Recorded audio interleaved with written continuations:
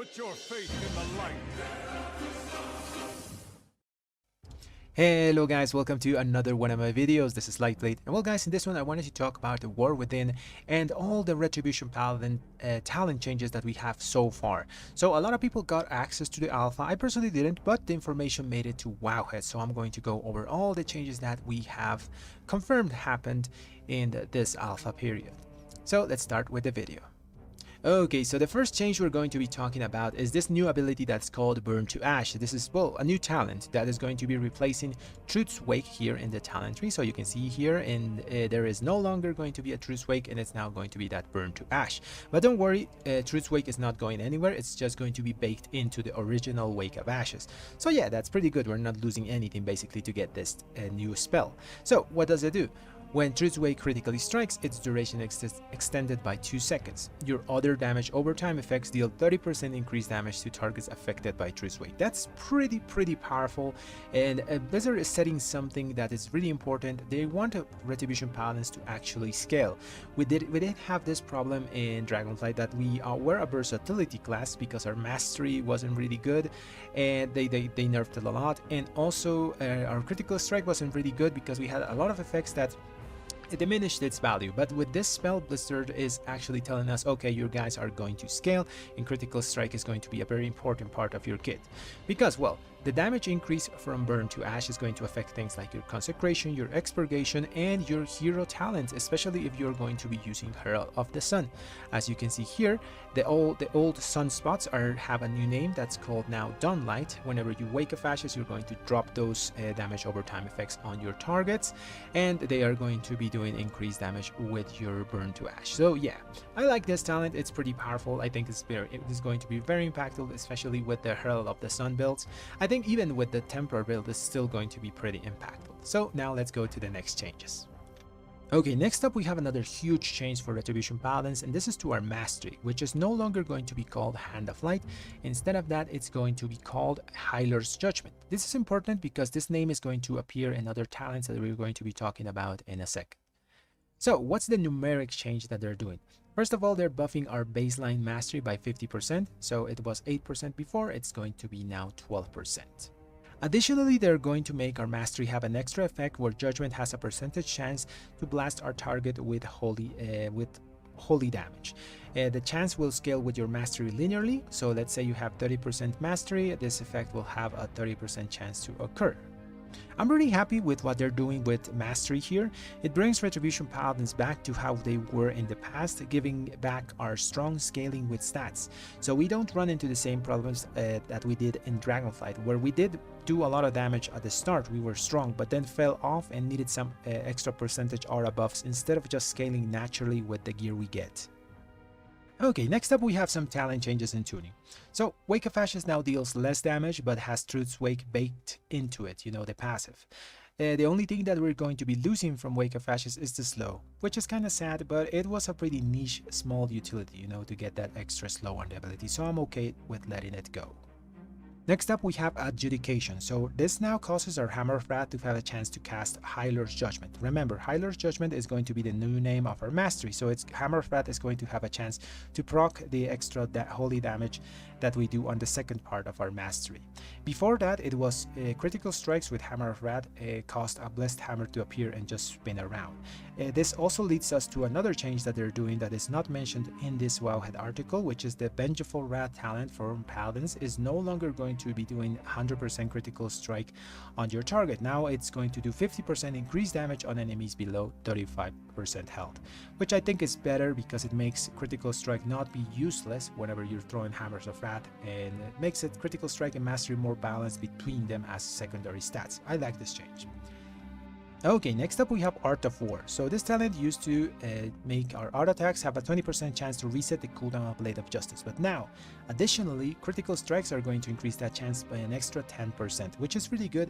It's in the same vein as making all of our secondary stats valuable. I really like these types of talent changes. Okay, next up we have Blades of Light. So this is one of the talents that I complained a lot because it was very annoying to have to go to Divine Arbiter to get that extra 5% damage to your Holy Strike abilities and Holy Power spending abilities that were single target. Now Blades of Light passively is going to get that 5% extra damage while also converting your Crusading Strikes into Holy Strike damage. So I think this is a really good change just for the quality of life that it brings. Next up we have Divine Arbiter. So now Divine Arbiter lost the ability to give you 5% extra damage to your Holy Strike abilities, but now causes your Healer's Judgment and Holy Strike damage to grant a stack of a Divine Arbiter. So this means that our Mastery is going to also, the damage that your Mastery procs is also going to increase the stacks of the Divine Arbiter so you can use it more often. So yeah, I think this is a better way to have Divine Arbiter. It's in the same vein now as Searing Light is, you know, they're pretty much the same thing because they both give you just a proc of damage and the talent above them is going to give you the extra damage on other stuff. So I'm thinking this is a pretty balanced talent change. Okay, next up we have another huge one, and this is to Divine Hammer. So Divine Hammer was extremely weak all the Dragonflight expansion, but now it's going to be its own 2-minute cooldown instead of just being like a War's Consecration. And well, it's going to consume 1 holy power to strike enemies every 2.2 seconds. While active, your Judgment, Blade of Justice, and Crusader Strike recharge 75% faster, so it's going to give you a ton of cooldown reduction on those abilities, and increase the rate at which Divine Hammer strikes your targets by 15% when they are cast. So this is going to be incredibly powerful once we get a healthy amount of haste, so you can take advantage of the cooldown reduction you get on all those abilities. On top of that, this seems to have a really good synergy with Crusade, because Crusade basically just gives you a bunch of extra haste on top of damage. I think it also lines up perfectly with Divine Hammers with this 2-minute cooldown. So we are probably going to go back to a cooldown stacking Retribution Paladin, which I think it's okay, you know.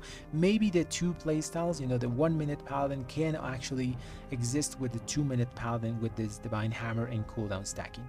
I think it's a good experiment that they're doing. I hope it pans out right because I really want to use Divine Hammers. They're really fun, they have a nice effect, and if they do damage, that's just really good on top, you know.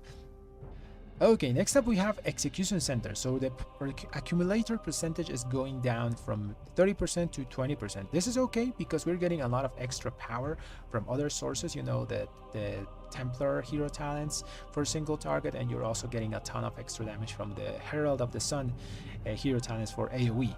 The same thing is going to be here for Final Reckoning. So Final Reckoning damage is going to be going to increase only a single target holy power abilities by 30%, and it's only going to be increasing AoE holy power abilities by 15%. So yeah, as I said before, I think this is just an okay change because we're getting so much extra damage from other sources that are like 1-minute cooldowns are just going to get a bit weaker.